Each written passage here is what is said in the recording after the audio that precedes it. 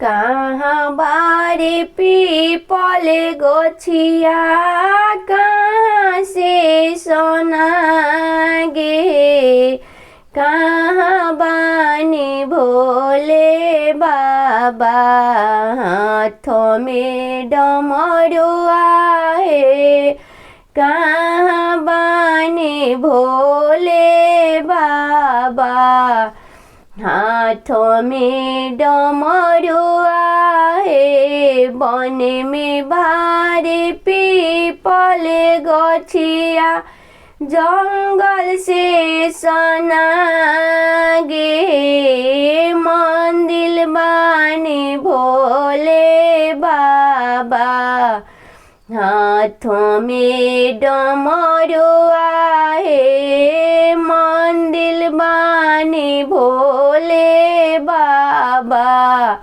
हाथों में डमरुआ है। काई चोरी पीपल गछिया काई से सना गे, काई चोरी भोले बाबा हाथ में डमरुआ है, काई चोरी भोले बाबा हाथों में डमरुआ है। जल चोरी पीपल गछिया दूध से सना गे, जल चोरी पीपल गछिया दूध से सना गे, भंगिया चढ़ी भोले बाबा